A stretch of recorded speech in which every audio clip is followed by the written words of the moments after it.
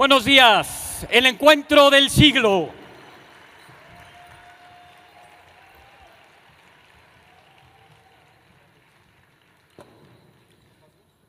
Please sit down. Take a chair.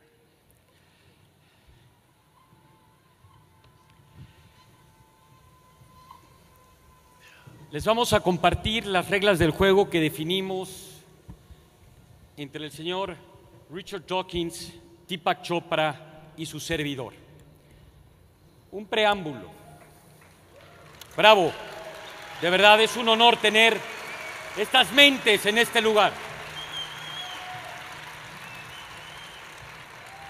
Recordarles a quienes tienen en este auditorio y qué pretendemos lograr con lo mismo. El doctor Richard Dawkins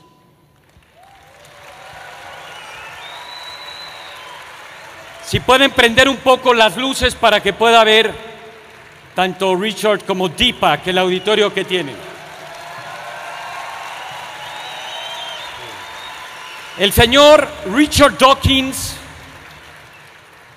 escribió uno de los libros que han impactado más a la humanidad, El gen egoísta, y de igual manera El espejismo de Dios, más muchísimos otros libros que han vendido más de 2 millones de copias en inglés y está publicado en más de 30 idiomas. Este año, el doctor Richard Dawkins en el Prospect Magazine salió como el pensador número 1 del mundo. It's okay? Translator? I'm not. Es galardonado, además, fue galardonado con la medalla de plata de la Sociedad Zoológica de Londres y, por supuesto, es miembro exclusivo de la Real Sociedad de Londres, Fellow of the Royal Society. Entre muchas otras cosas, Richard Dawkins. De igual manera, Deepak Chopra es autor de más de 75 libros, incluyendo 21 New York Times Best Sellers. Es escritor, es médico y conferencista de origen indio y, por supuesto, proponente de medicina alternativa y Ayurveda, fundando el Chopra Center for Wellbeing junto con David Simon. Señoras y señores, el señor Deepak Chopra, sus libros han sido traducidos también a más de 30 idiomas y ha vendido también más de 20 millones de copias en el mundo. Deepak Chopra.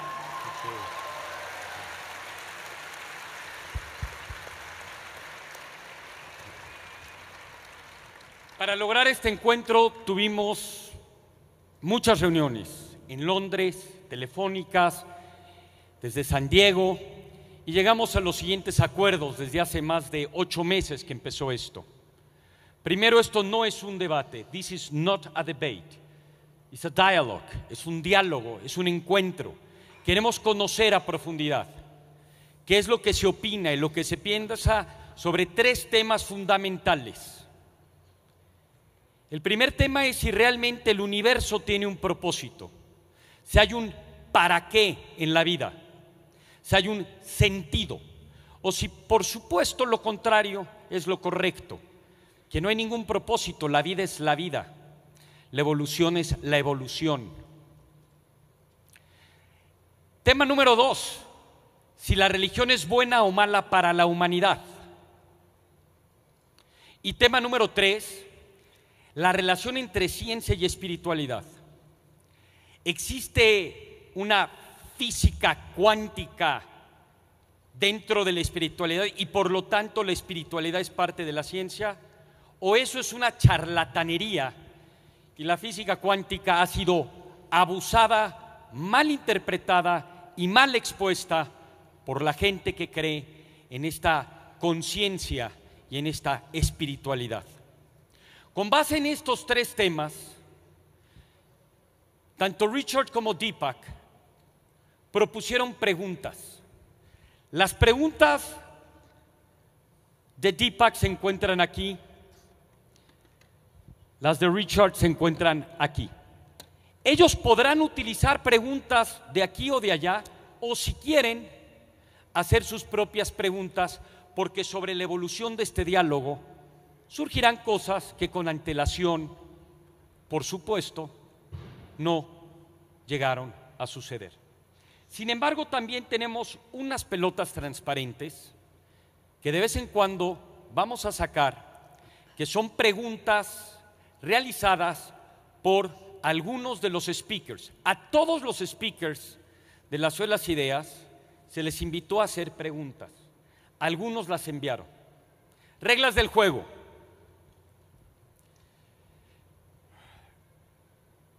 Deepak Chopra, después de definirlo con antelación, inicia y propone, al haber ganado el volado, que el señor profesor Dr. Richard Dawkins le haga la primera pregunta. Él tendrá 3 minutos. Nosotros tenemos aquí un reloj. There is our watch. There are 3 minutes, Professor Dawkins. 3 minutes. Una vez que empieza la pregunta, once he makes you the question, you just have 3 minutes to answer. Tienes 3 minutos para contestar. Once you finished, you have 90 seconds to comment and talk about the answer that Deepak gave you. And then you will have 60 seconds, if you want, to have the last word of the question. And then vice versa. Is that clear? ¿Está perfecto? Is that okay, Professor Dawkins? It's okay? Perfect. Señoras y señores, este es un diálogo. Le quiero preguntar a ustedes que levante la mano quienes antes de empezar este encuentro consideran que el universo sí tiene un propósito, hay una fuerza sobrenatural que es parte de la ciencia. Quisiera saber, que levanten la mano. Prendan las luces, por favor. ¿Quiénes están a favor del señor Deepak Chopra con antelación y antes del encuentro? Griten yo. Ok. ¿Quiénes están de acuerdo con que la evolución, lo aleatorio, la selección natural y la vida no tiene un propósito más que la vida misma, y que no hay una fuerza natural? Que levante la mano, que griten yo. Wow, it's divided. ¿Quién cree que la religión es mala para la humanidad? Que grite yo. They believe that religion is bad for humanity. ¿Quiénes creen que la religión is good for humanity? O todos piensan igual y están muy confundidos, o está muy dividida el panel. Are you ready? Can we begin? Okay. So, Richard, we will begin with you. Would you like to use one of these balls, or would you like to make your own questions, or one of the questions that you wrote? Would you rather ask your own questions or one of the questions that you sent to me? Well, what about the white questions? Okay, we will begin. Él quiere al juego, al riesgo. Dawkins dice, yo quiero una pregunta de alguien que no conozca.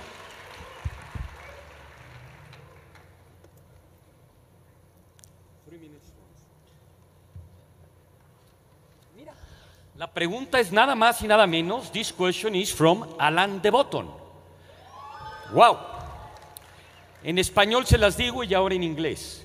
¿Alguna vez es suficiente? En inglés, is it ever enough simply not to believe? What else can one believe in? ¿Alguna vez es suficiente simplemente no creer? ¿En qué más puede uno creer? Let me see the question. I didn't hear what. Is it ever enough simply not to believe? What else can one believe in? Please. Okay, so let me start out by saying that, in my opinion, all belief is a cover-up for insecurity. All belief. If I asked you, do you believe in electricity or gravity, you would find that a ridiculous question. So I'm not here to convince you that you should believe in anything, especially the supernatural. I'm here to ask you the most fundamental question that was posed earlier. Does the universe have a purpose? And there are two ways of looking at it. If you look at it from the top down, from the point of view of biological organisms, it looks like biological organisms are purpose-driven. Even a nematode or a small microorganism has some kind of sentience. It senses the environment, it processes it, it gets away from predators, it looks for food. So to me, biological organisms are purpose-driven, there's no question. In the human nervous system, that takes on questions like, do I have a soul? Does God exist? What is the meaning of life? Why is there a universe? Why is there awareness? Is there truth, goodness, beauty, harmony? Is evolution merely random mutations and natural selection? Or could there be other factors? Could it be guided by awareness and behavior? These questions occur to human beings. But I would say all organisms are purpose-driven. Now, when you look at this from the bottom up, from the point of view of individual particles coming out of the so-called quantum vacuum, there seems to be no purpose. It seems to be totally random for the individual particles that emerge from the infinite void, you might say, purposely, without purpose.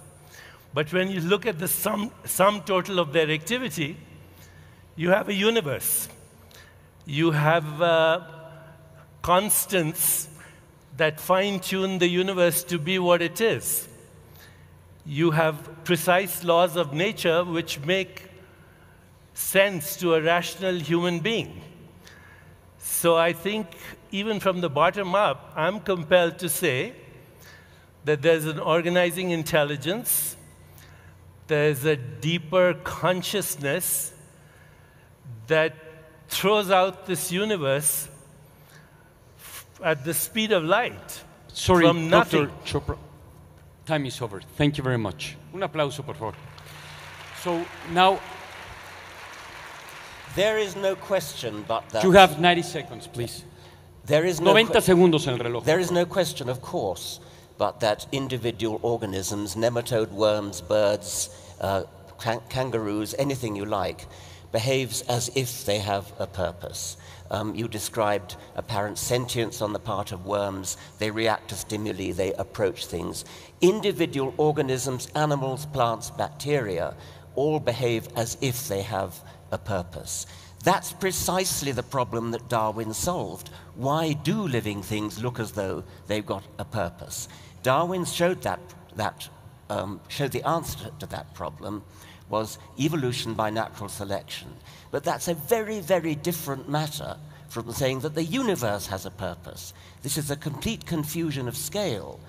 Individual organisms have a purpose for reasons we understand very well, Darwinian reasons, but that is 100 miles, 1,000,000 miles from saying that something like the universe has a purpose. Purpose came into the universe late.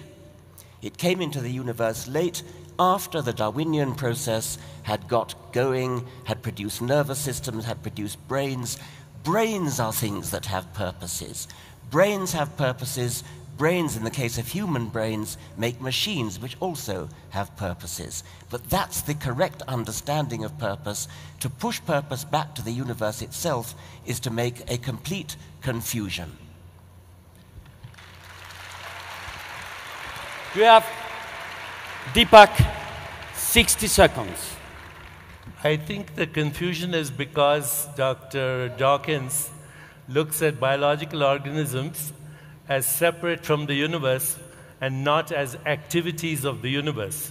You and I right now are an activity of the universe. And as an activity of the universe, we are expressing purpose. But Dr. Dawkins did not address why the universe is fine-tuned so that we can have this conversation. Why are the laws so rational? What is the origin of these laws? To bypass that, we would have to propose 10 to the power of 500 universes that randomly arise from nothing. Not only is the universe arising from nothing, but this nothing seems to be the womb of creation, where nature goes to the same place to create a galaxy of stars or an electrochemical impulse in your own neural networks.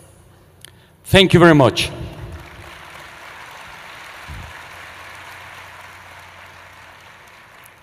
We have two options. One is, now we take another ball, and now you make him a question, or we give each of you 1 more minute to keep talking in depth about this important concern. Would you rather that? Yeah. Por favor, pongan otra vez. You will have 3 minutes and you 3 minutes, okay? Por favor, 3 minutos, please. The issue of the fine-tuning of the universe, of course, is a completely different one, and it's a very interesting one which we can talk about. However, that was not what you were originally talking about. You were originally talking about the apparent purposefulness of living organisms, which is striking. I mean, it's a very, very important aspect of living things. That's why we needed Darwin to explain it. Darwin did explain it. Darwin explained how, starting with no purpose at all, nothing that you could call purpose, the laws of physics, working through this remarkable process called evolution by natural selection, gave rise to cells, to nerve cells, to nervous systems, to brains, to the illusion of purpose. Well, indeed, the very genuine purpose, because in living things, purpose is a very genuine phenomenon. We understand how it happened because of evolution. Now, to go back to the universe is another matter entirely. And now you've changed the subject and talked about the alleged fine-tuning of the universe, which is a very important and interesting question, one that is the province of physics. You and I are both biologists, not physicists, but we can have a go at talking about it. Some physicists have alleged that the fundamental constants of the universe are very fine-tuned, such that if any of them were any different, the universe would not come into being the way that it is, and we wouldn't have stars, we wouldn't have galaxies, we wouldn't have chemistry, we wouldn't have life, and we wouldn't have us. Some physicists dispute the alleged fine-tuning. Other physicists say that we don't yet understand enough about physics in order to know where those fundamental constants come from. Yet other physicists still talk about a multiverse in which there's a very large number of universes, and most of those universes do not have the physical constants tuned in order to give rise to us, but a tiny minority do, and by the anthropic principle, we clearly have to be in one of those universes that does have those properties. 3 minutes is an absurdly short time in which to talk about this, and it wasn't the original question, but perhaps we can come back to it on with a later discussion. Muchas gracias. Dr. Chopra, he just wants to use 2 minutes. You have 3 minutes like he had it. Okay. Whatever you want. So Dr. Dawkins, you and I are both have biological backgrounds, and we have both dabbled a little bit in quantum physics. I have to say that my current book is co-authored by a chaired professor in genetics and neuroscience at Harvard. I am writing and have papers accepted in professional journals on quantum biology and neuroscience, and I can give you the citations later. But there's a school of scientists who believe that if you look across the universe, it shows the following properties: sentience at all levels. By sentience, I mean the ability to sense information, process it, and come up with an intelligent response. Complementarity at all levels, which means that the universe is empirical, but most of it is actually non-empirical, non-observable. It is wave-like, when you don't know where these waves are. They'd have no units of mass and energy, and it is particle-like, which have units of mass and energy. So it gets weird at this level. but it also seems to be self-organizing. It seems to be self-regulating. It seems to be self-evolving. It's an evolution. Of course, I'm not arguing with you that Darwin is right or wrong. I think Darwin made the most major contribution that we can have to our understanding of the evolution of species. But that's not the question. The question is, does evolution itself have a purpose? And I think, yes, evolution has a purpose. It's evolution itself. Evolution is guided by awareness, by consciousness, and the purpose of evolution is maximum diversity, because that's what we see in the universe. And what we experience as perceptual phenomena are not fundamental reality at all, because every species has its own perceptual experience of the universe. These scientists that I work with say that awareness is a singularity, perceptual experiences are many, and the evolution of species is actually the evolution of consciousness to express itself as multiple observers, multiple modes of observation, and multiple objects of observation. We are the eyes of the universe looking at itself. This brain is the observation deck for the universe to experience itself. That's the purpose.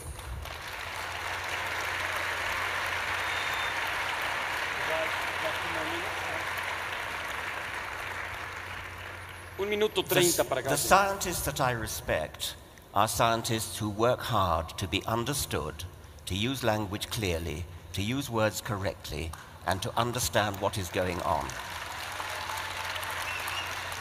We have been subjected to a kind of word salad of scientific jargon used out of context with inappropriately, apparently uncomprehendingly.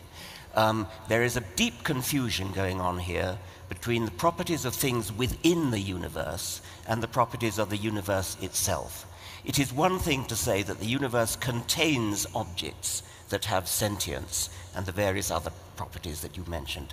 Of course it contains objects that have sentience. We are among those objects. So are dogs. So are chimpanzees. The universe contains sentience. The universe is not sentient. This is the one thing, Deepak, you seem not to understand. You're constantly confusing explanations at the level of what goes on inside the universe with the universe itself. It's not enough to say the universe contains sentience, contains purpose, etc., and say, therefore, the universe is sentient, the universe is purposeful. Evolution, you say, has a purpose, diversity, because what we see is diversity. Of course what we see is diversity. That's the consequence of evolution. But you mistake when you think that evolution is driven towards it. Time is over. How much time do I have to respond? How much time? So, 1:30 minutes and we, how much? Please, 1:30, it's your turn. So, Dr. Dawkins, I would like to remind you that ad hominem is a logical fallacy, and that's Science 101. You should know that. Ad hominem means talking about a person This is my turn to speak, sir. Okay? You accused me of jargon. You accused me of misusing language. How many people understood what I was saying? You're lying. Okay? Now, I just came back from a conference on science and non-duality where there were over 300 scientists, biologists, neuroscientists, etc., who totally get this language. So just because it sounds like jargon to you doesn't mean it's jargon. You know, when a doctor speaks to a patient, the patient thinks the doctor is speaking jargon. When a mathematician speaks to people who are not mathematicians, this is an evolving science, sir. We do not know the answers to the two most fundamental questions of existence. Number one, what is the stuff of the universe? We don't know. 96% is dark energy and dark matter. Of the 4% that's atomic, 99% of that is invisible hydrogen and helium. Time over. And we don't know why there is awareness. The Time two over. most fundamental questions of our existence. Please. Of course, 1:30, por favor. we don't know about dark matter, dark energy. That's why we need more science and better science in order to solve that. You've changed the subject yet again. Let's talk about sentience. You say the universe has sentience. The universe doesn't have sentience. Things in the universe have sentience. Why do you confuse this audience by saying the universe has sentience? Can you tell me what the composition of the universe is? That wasn't the question. No, because you're talking things, right? Things are basically the atomic universe is stardust, and stardust has sentience in you and me. According to people like Freeman Dyson, even atoms have sentience. Atoms have no sentience. You disagree with Freeman Dyson? Yeah, Then? if that's what he says, which I doubt, I disagree with him.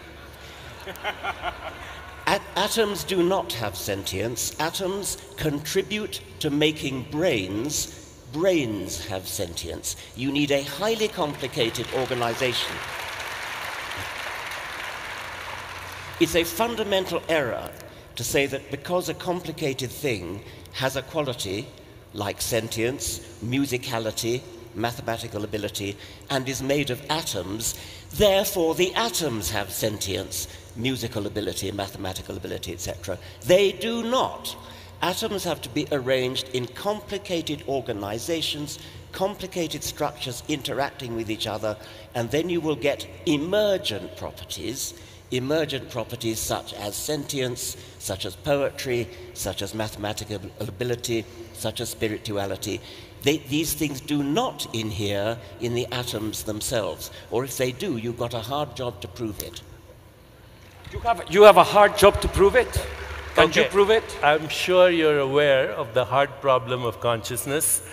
I'm sure you're aware that we have no science that tells us why we have any experience, whether it's mental, subjective, or it's an experience of the objective world. How photons coming and hitting our retina create the experience of a three-dimensional reality in space and time. This is the hard problem. It's the most fundamental problem in science.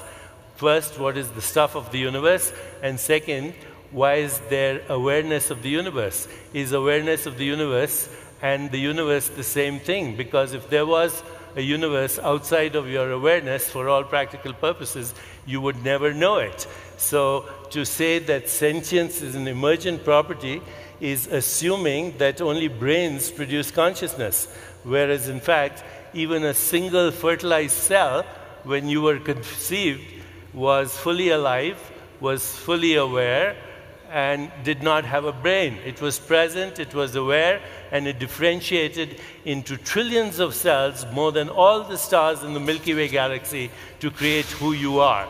So to say that sentience requires an emergence through evolution, instead of saying that actually evolution could be driven by consciousness, these are the questions that some people are asking. And if you propose that sentience is an emergent property, then answer to me why there is no science that can actually give us an explanation to the two most fundamental questions of our existence. What is the nature of the universe? What's it made up of? And why is there sentience? Why is there sentience? You know, we talk about sentience as not just human sentience, which is, of course, you know, an evolutionary process, but sentience came from sentience. Have you seriously... Evolution does not explain the origin of life. It only explains the transformation of species. Yes, you changed the subject again. You will have 1 minute and and we will finish with this topic of the universe. And have you seriously just said that a single cell has consciousness? A single cell has awareness. What do you mean by that? That it has the ability to respond to its environment. Of course it has the ability to respond to its environment. That is not consciousness. So you said a while ago, atoms get together to create complexity. How do they get together? By processes which are well understood By by a biologists. process which is random or intelligent? Not intelligence. Okay. By the processes of embryology put together by the processes of evolution. You cannot seriously sit there and say that the hard problem of consciousness, and it is a very hard problem, is solved by saying that a single cell has consciousness. A single cell has sentience in the fact that it can respond to its environment and express its biological autonomy. But, What are okay, you applauding? just one What are you second, please. applauding? Un segundo, por favor. I think we're in a little loop because we cannot prove either things. You know, I want to nail this. I want to nail this. This gets to the root of the problem. it does. Consciousness is something very, very complicated. Of course, we don't understand it. That's why it's called the hard problem. It's something that happens when brains reach a certain level of complexity. Now, a single cell, a single neuron, a single amoeba, a single cell, a thermostat even, has sentience in your sense. But that is nothing to do with... Has the ability to take in information, process information, and respond with autonomy. That is sentience. That's trivial. That's utterly trivial. You're confusing perception with awareness. Perception is not fundamental reality. If there was an insect with 100 eyes looking at me, it wouldn't experience the same me as you are. So perception is a species-specific and culture-specific experience in consciousness. It has nothing to do with fundamental reality, the awareness that differentiates into what we call, in us anyway, cognition, perception, imagination, insight, intuition, creativity, choice, freedom, the desire for meaning, purpose. All of that are expressions of awareness as consciousness and influence everything that we experience in life. You think a single cell has that? Hmm? And you think A a single single cell cell has that? has a rudimentary form of awareness. Do you think And an the atom has that? Sorry? Do you think an atom has that? According to Freeman Dyson, yes. Freeman Dyson says an atom has awareness. Yes, sir. Check it out. Señoras Check y it out. señores, un aplauso para los dos. Check ¡Qué it out. extraordinario! Also, Deepak, 1 second, please. At the end, the problem is that we cannot prove it very well, and we'll talk about it but just 1 second. Changing a little bit about the topic, the second box of our dialogue has to do with science. I have been very surprised that you, for example, you mentioned, well, both of us, we share the same background in biology, in medicine, in science. The question is, how come that you share the same scientific background and you differ so much? My question is, are there two types of science? Or he went to a school that it was not really a very good school, or you went to the wrong school, or what's going on here? Or there is a physics quantics for you and for... Please explain me, how could you share this background? Would you like to go first, or you want me Yes. to go first? 3 minutos, por favor.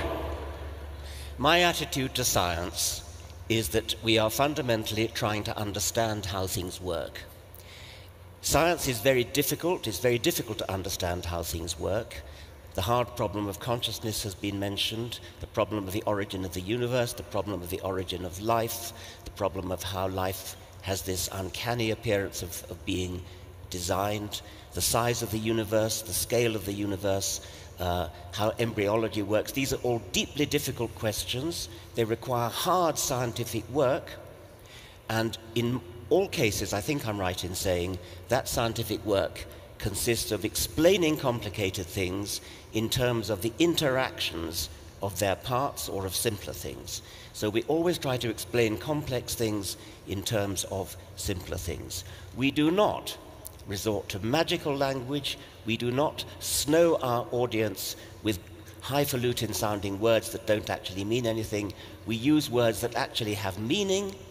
We use expressions that can be tested. We work hard at understanding the universe in terms of its component parts. We don't invent superarching entities which have no explanation in themselves. We don't invoke ideas like the universe has consciousness, the universe has awareness, atoms have awareness. If we have a difficult problem like awareness, we explain it in terms of the interactions between small parts working together in ways that scientists understand. If Freeman Dyson ever said atoms are aware, then he's wrong. I don't think he said it. I think he should sue you. Wow. 3 minutos. 3 minutes. Ad hominem is a logical fallacy, science 101. I'm not going to resort to the tactics that you use, sir. Freeman Dyson said it, and so did Schrödinger say that consciousness is in the universe. Max Planck said that mind is the matrix of matter. I could go on and on about the pioneers of the early physics, the quantum physics, who were compelled to include consciousness as a fundamental aspect of reality. Consciousness is the white elephant in the room. You require consciousness to come up with a theory. You require consciousness to design an experiment. You require consciousness to make an observation. Science is the offspring of consciousness. It is the product of consciousness. So that's the first thing I want to say. The second thing I want to say here is very clearly that there's no argument about the fact that evolutionary biology explains everything about the species going from one species to another. But if you want to understand science in its totality, you have to bring consciousness into the equation, because as we currently practice science, it's based on what we call a subject-object split. There's an observer involved in every observation. Science doesn't ask who the observer is, who's the observing self, where is the observing self. But in the absence of the observing self, there wouldn't be any observation and there wouldn't be any science. The observing self cannot be glimpsed by science and scientific methodology because it happens to be the observer. The observer cannot be observed. And that's where spirituality comes in. If you define spirituality as self-awareness, only consciousness can know consciousness. Only consciousness can explain consciousness. Only consciousness can understand consciousness. Any scientific understanding of consciousness through looking at the brain is at best inferential. You're looking at correlations of experiences in consciousness through objective means. So I think science is incomplete as a way of understanding fundamental reality. It's based on a fragmented view of reality. Subject-object split. Nature is one. The universe includes observers, modes of observation, and objects that are observed. So science, because it's fragmented, like religion, which has been fragmented, is capable of creating diabolical technologies. Everything that is wrong today in the world, today in the world, from global warming to biological warfare to mechanized death to eco-destruction to the extinction of species, is because science has evolved without the evolution of spirituality. Thank you. Spirituality okay. makes science complete. Now, okay. Well, I will have a few questions from. Please. I shall not make an argument ad hominem. My argument is ad bullshitem. Okay. You're violating all the rules of logic. Of course we need to understand consciousness. Of course consciousness is vital to everything we do. Consciousness is something we are all aware of, is something profoundly difficult to understand. It's something that science desperately needs to understand. That we can surely agree upon. That does not mean the universe is conscious. That does not mean any of the things you've just said. It means that consciousness is a subject which is worthy of scientific exploration. proper scientific exploration, which means understanding consciousness in terms of nervous systems, possibly in the future in terms of computers, because it's conceivable that computing machines may reach the stage of complexity and organization that they too will experience subjective consciousness. But whatever experiences subjective consciousness is going to be complicated, is going to be a very large organization of lots of small parts interacting together in very complex ways. An atom will never be conscious, nor will a single cell. So may I ask you a question? Have you ever engaged in self-reflection or self-awareness? Have you ever experienced transcendence? Have you ever questioned if perceptual reality is different from fundamental reality? Have you ever questioned the idea that science does not examine reality but creates models of reality? Have you ever thought that if computers will explain consciousness, have you ever thought who will design those computers and where will those computers be conceived and constructed? If you have never experienced a fundamental, unique experience that has existed throughout history, through antiquity, it's called transcendence. It's experiencing the self. And it's the knowingness that the self of the individual is the self of the universe. I'm not talking this, creating this language by myself. This is the perennial philosophy that Aldous Huxley spoke about. It's what Gottfried Leibniz spoke about. The sages of the Upanishads spoke about. The transcendentalists like Emerson and Thoreau spoke about. But if you have never had the experience of what people call non-symbolic awareness, okay, we have your question. You have no what right about to comment on science being a complete Deepak way to understand reality. Okay, the question is there. I have experienced plenty of things which could be called transcendental. I've experienced the feeling of almost mystical wonder that I get when I look up at the stars, look up at the Milky Way, contemplate the galaxies receding from us, listen to a Schubert quintet, read a sonnet of Shakespeare. These are all things which only a human mind is capable of doing. So may I ask you? Okay, sorry. Only a human mind is capable of doing that. And a human mind is capable of doing those things because the human mind has been put together in the brain as a highly complicated organization that has evolved over some 4 billion years of evolution, putting together nervous systems. It is a stunning achievement of evolution to have put together the human brain that is capable of being moved by such things. I yield to no one in my capacity to be moved by what you call the transcendental. What I do not do, however, is to indulge in mystical nonsense about it being there before there were brains or the equivalent of brains. Wow. Okay, now, 1 second. I want to ask him you one have question. the question. Okay, so I'm going to... Okay. I understand that you've had those wonderful experiences. Have you had the experience of gratitude? Have you experienced epistemological humility? Have you experienced reverence for life and for existence? And if so,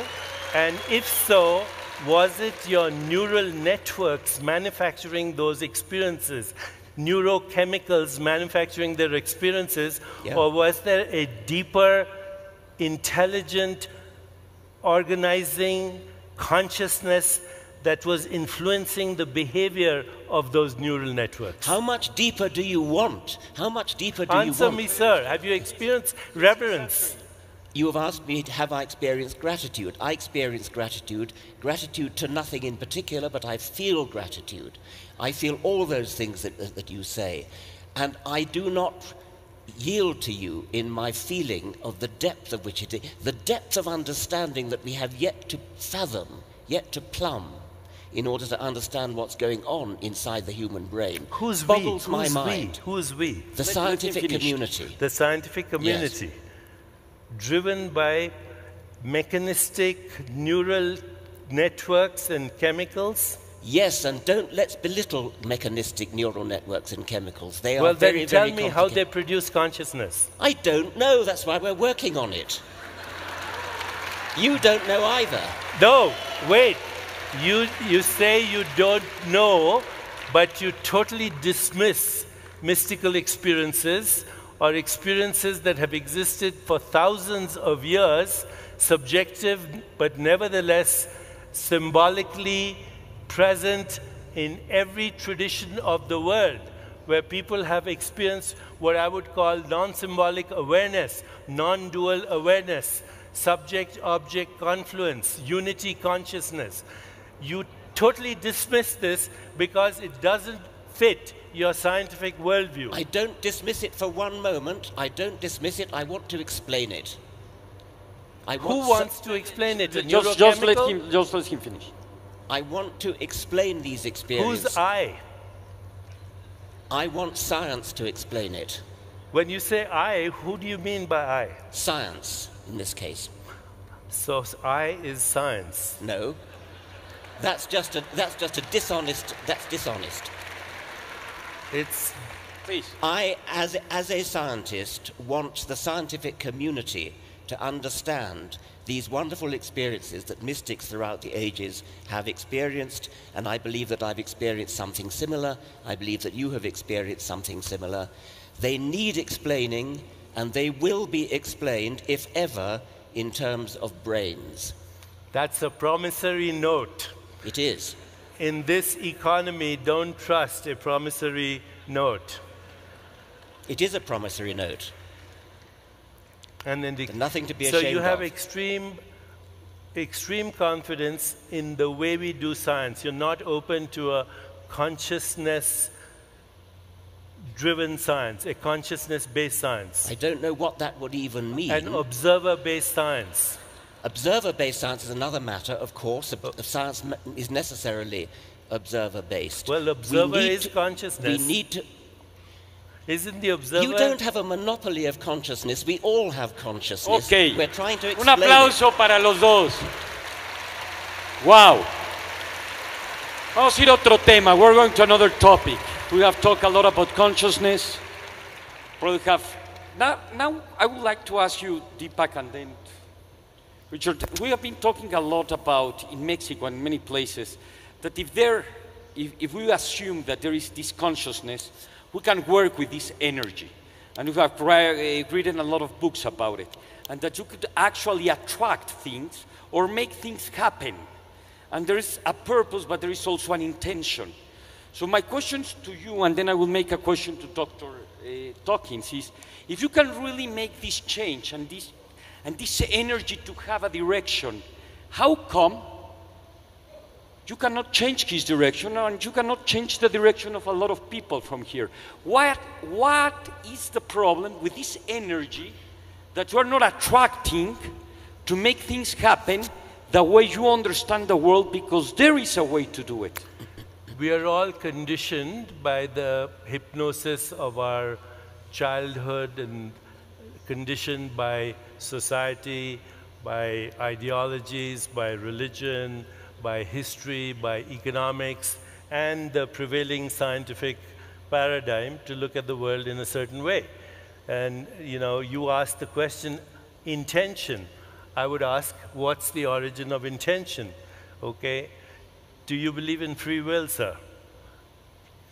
I think free will is a very persuasive illusion. I'm very pleased to have that illusion. I behave and feel as if I have free will. Well, then we might as well stop the debate. None of us has free will or the ability to make a choice right now. I do believe that your intentions trigger behavior, trigger neural networks to act in a certain way, activate genes that are activated as a result of your emotional experiences. So I believe that intention triggers neural networks and then reinforces them, if you reinforce the intention, what we call habit, to create what is called long-term potentiation, and that then your behavior influences the activity of your genes to reinforce that behavior. So the fact is that you won't change anybody's mind here after the debate. In fact, those people who agree with Dr. Dawkins will go back stronger in their belief. Okay, and those people who agree with me will go back stronger. We're not going to change your minds because we're all bamboozled by our conditioning to begin with. Well, that can we prove it? That can we prove it? We will see. Dr. Dawkins, how could you explain that so many people follow his ideas? I know that it's very frustrated for you. I can feel it. The way that our brain works and how difficult it is. The question that I make you, how do you explain the brain of most of the people, not everybody, probably not even most, but how many millions of people follows and believe what you think it's really bullshit? I don't know. I mean, Un aplauso para los dos, gran evento. Señoras y señores, ¿cómo vamos de tiempo? By the way, we have 5 minutes.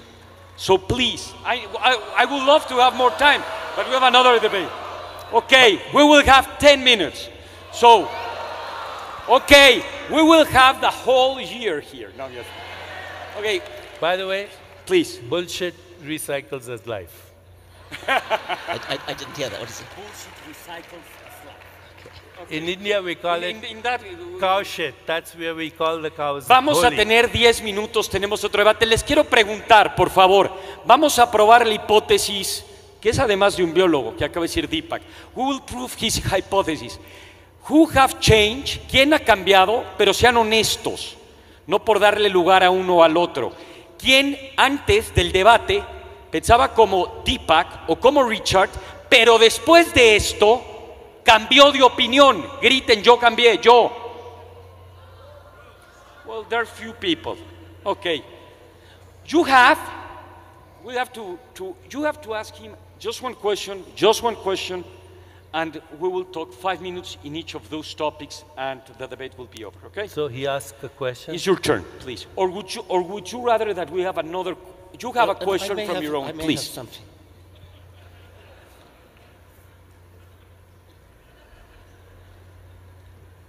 Still learning my way around this. Okay, this is a quote from Deepak. It's an interesting one. Evolution doesn't simply, this is from your book with Mlodinow. Evolution doesn't simply scramble old ingredients into new forms, nor does it just turn small clumps of matter into bigger clumps. Instead, evolution makes lumps of creativity. These happen in quantum form. That is, there is a sudden emergence of a property that never existed before. Quantum, there's a little gap there then, quantum leaps dominate in creation everywhere we look, but especially in the startling, beautiful novelty of life forms on Earth. The cosmos is ruled by creativity. Now, neither of us are physicists, so neither of us actually know much about quantum theory, but we are biologists, and you have used the jargon of quantum theory there to apply to evolution as though evolution it takes quantum leaps, or what do you mean by that? The emergence of language, for example, from no language at all, is a quantum leap. Okay, the emergence of organisms, the transition of organisms where you do not actually see continuity, is a quantum leap. Quantum leaps are happening in consciousness and biology all the time. Right now I'm wearing biosensors, by the way, and these are measuring things like blood pressure, skin resistance, all kinds of things. This information can be transmitted to an iPhone and goes to a computer and scripts where we are doing digital monitoring of consciousness, how it affects biology. Wait a minute. So if I said, I know his blood pressure is rising right now just by me saying these things. So this is right there, proof of the mind-body connection. You know, if somebody says, I love you, and it means something to you, your brain makes dopamine, serotonin, oxytocin, opiates. If the same person says, another person says, I love you, or the same person, and you're thinking of divorcing them, then you don't make dopamine, you make adrenaline and cortisol, and it happens instantly. There's a quantum shift in your biology just in the way you processed meaning. And there's no physical mechanism that explains how we process meaning in our lives. Only consciousness can process meaning. So when you say quantum leaps in evolution, one of the big problems in evolution right now, you will admit, is the missing gaps in the fossil record. Now, when I say that, evolutionary biologists will either snigger or raise their blood pressure, which he's doing right now. So, you know, because they are so sure that evolution has only those two mechanisms, natural selection and random evolution. The current issue of the New Scientist has a feature article called Do Organisms Guide Their Own Evolution? And it talks about how phenotypes might drive the genetic expression, how use-dependent activation of genes will reinforce even the propagation of those genes through natural selection. The reporter who wrote the article, he called Dr. Dawkins, by the way, who was extremely dismissive of him. Do you remember him calling you? Time is over. Otros 3 minutos. You have 3 minutes, Dr. Dawkins.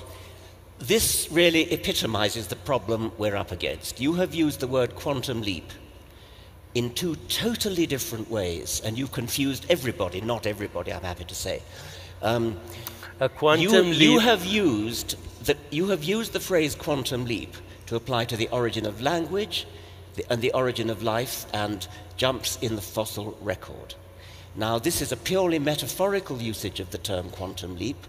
All you're using it for is a change that's occurred in the world for which we have as yet no explanation. A change. May I finish, please?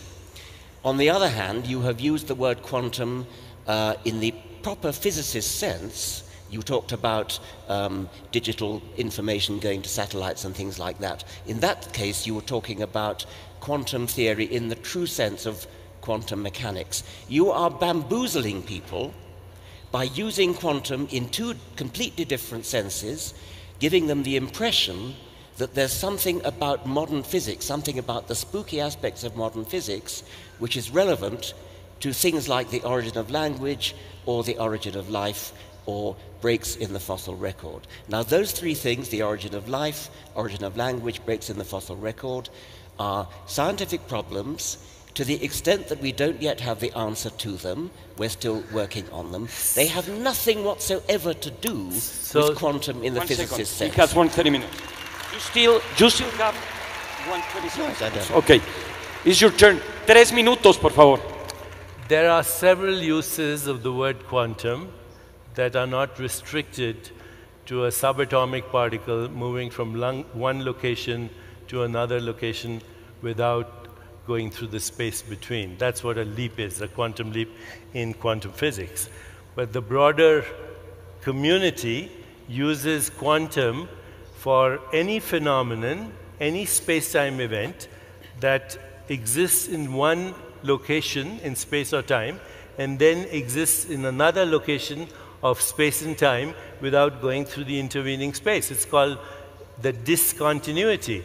And the use I have given it is a very broad use. Of course, Dr. Dawkins rightly claims that it is a metaphorical use, but he should understand that all science is metaphor anyway, to begin with. Nobody's actually, explained how a subatomic particle appears out of a non-empirical realm. And then when it's not being observed or it's not interacting with other particles, how does it go back? So, yes, quantum leap has a much broader connotation, including if you watch Star Trek, when the captain says, "Beam me up, Scotty," and Scotty presses a button, and the captain disappears here and shows up there without going through the space in between. So I agree, I've used it metaphorically, but in fact, all science is a metaphor. Un minuto y medio, por favor. Metaphors are extremely valuable. I use them myself all the time, but a good metaphor is one that clarifies and doesn't obscure. For you, sir, it let him confuses finish. you. Please, it's not Deepak. confusing a lot of people out there. Please. Perhaps you should catch up. You talked about the analogy being, in this case, going from one place to another without passing through the intermediates. That's a hell of a leap for you to make. When you talk about the origin of life, there is no such thing as not passing through the intermediate stages. There were intermediate stages. We just don't know what they were at present. That's a very different thing. In the case of gaps in the fossil record, the gaps in the fossil record apply quite simply because not everything fossilizes. It's rather a good thing it doesn't, otherwise we'd be snowed under with fossils. The origin of language, a mysterious and fascinating question. We don't know what the intermediate stages were, but we're absolutely sure there were intermediate stages. There were intermediate stages in all three cases. Now, it is true that in everyday language, in the English language, we do use the phrase quantum leap to mean something rather vague, but we don't bamboozle audiences by deliberately confusing that with a modern physics explanation which everybody, including you and me, finds hard to understand. Incidentally, because I was coming here and because I've been heavily criticized by the mainstream scientific community for my book Quantum Healing, including by Dr. Dawkins, I just, out of curiosity this morning, went to Google to look at the reviews of Quantum Healing when it first appeared in 1988. And there's a really good review, guys, in the New England Journal of Medicine of that book. Okay? So, again, Dr. Dawkins would like to check it out, just like he wants to check out Freeman Dyson, because it doesn't appear with his worldview. I have just had a paper accepted in a journal called Neuroquantology with 2 quantum physicists, including a chaired professor in a university in California. It's going to appear in December 25.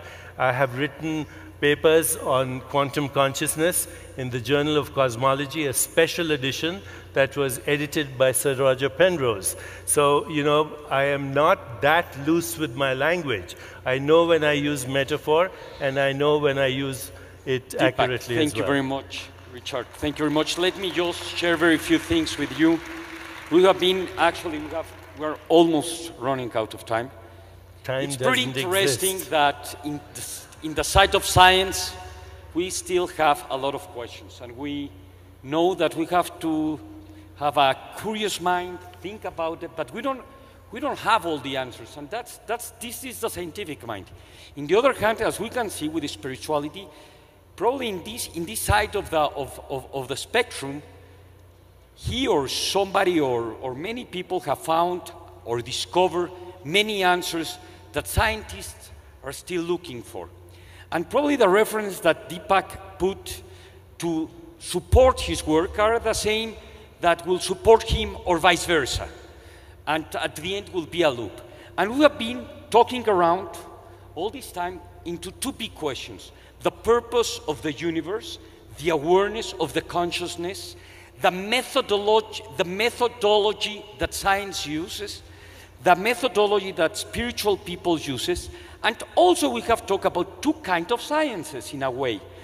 We share the same background, but we differ in all the results and the outcomes. The only question that we didn't answer, and we just have 2 minutes or 3, but I think it's also a very important topic for this day, it has to do with religion. And this will be the last opportunity to say something because it was part of the agreement. The big question was, is religion good or bad for humanity? And I know it's a very big question for 3 minutes to answer, but I don't want to leave this auditorium without having the chance to listen to your opinion. So we will begin with you. 3 minutes. Is religion good or bad? It's neither, and it's both. Religion, like any institution, has succumbed to cronyism, power-mongering, influence peddling, corruption, bureaucracy, and all the things that happen with organizing any activity. Is it good? Well, people have had religious experiences throughout the ages, which include transcendence, epistemological humility, reverence, gratitude, the feeling and emergence of Platonic qualities like truth, goodness, beauty, harmony, understanding that there is evolution in the universe. These are, I think, religious experiences, and they have been there throughout history. There is also, through religious experience, a shift in identity from personal identity to a broader identity that allows those people who have that experience to overcome their fear of death, to lose their fear of death. And there is, again, what I said, this deep humility and gratitude and reverence for the mystery of our existence. That's the religious experience. Now, of course, it can be corrupted, and people go to war and kill each other and do all kinds of abysmal things in the name of God and the name of religion. But that doesn't mean that the religious experience itself is invalid. Does science have good or bad aspects to it? A fragmented science, in the absence of evolutionary changes in our spirit or consciousness, creates the technologies I mentioned. You know, mechanized death, global warming, climate change, extinction of species, risking our own extinction. So I believe that we do need a broader science that accommodates spirituality, the spiritual experience, so we use what we know from science wisely, so that we can make the best use of scientific technologies. But I do say that science will never give us the answer into the meaning of our existence, into why there's a universe, why there is consciousness. Only consciousness can experience consciousness. That's why we need spirituality, if by spirituality I mean self-awareness, self-reflection, transcendence, and our own desire to know ourselves. In my view, our search for God is our highest instinct to know ourselves, to find meaning in our own lives, to understand why there is evolution, what is the purpose of existence. Thank you very much. Time is over.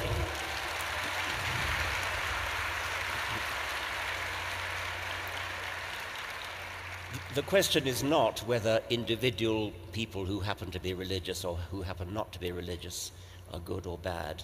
The question is whether religion itself is. I think there are aspects of religion which are bad in themselves. I think that the idea of blind faith, believing something without evidence, and sheltering behind the right to hold faith, such that you can justify doing bad things because your religion, your faith tells you it's the right thing to do. Many, many good and righteous people who believe themselves to be good and righteous have done terrible things precisely because they believe that they're doing it for their God. So faith, blind faith, can have that bad effect. For myself as a scientist, I'm accustomed to saying that the thing that I really object to about religion is that it teaches us to be satisfied with not understanding, teaches us to be satisfied with pseudo-explanations which are really not explanations at all, things that sound good.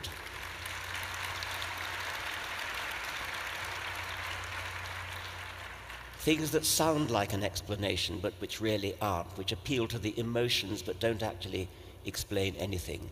So I think that religion in that sense can be the enemy of science, the enemy of truth. But this evening I'm reflecting more that what may really be the enemy of truth and the enemy of science is willful obscurantism, whether it comes from religion